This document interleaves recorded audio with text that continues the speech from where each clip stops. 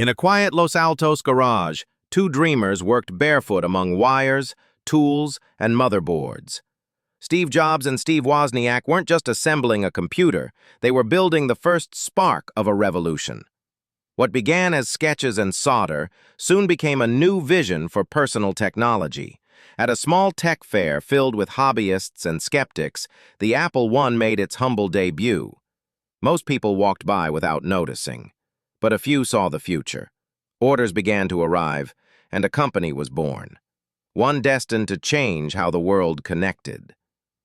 The lights dimmed, and the crowd waited. The 1984 commercial filled the screen, and the Macintosh appeared like a promise. Jobs stood center stage, visionary, magnetic, unstoppable. He spoke of thinking different, of challenging giants.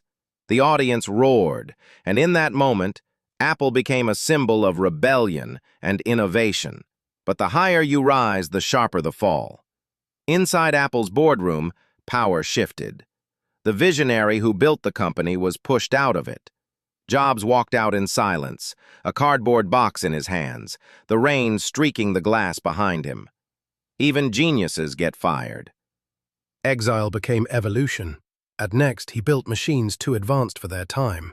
At Pixar, he mentored artists who taught him humility and wonder.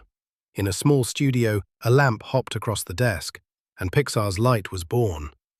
Through failure, he found creativity again, connecting art and technology with childlike simplicity. Apple was near collapse. Then came the call.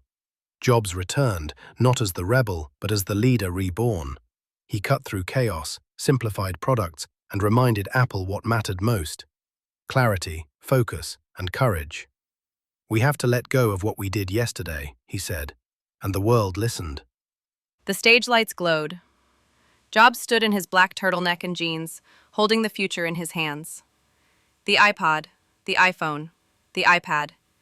Each launch reshaped how humanity communicated, learned, and dreamed. He ended each with the same words that always stirred the world: one more thing. In his Palo Alto home, surrounded by family, the light of innovation rested quietly beside him, a glowing iPhone on the table. The man who once challenged the world to think different took his final bow. His body faded, but his vision did not. Because legacies like his don't end, they evolve. Stay hungry, stay foolish.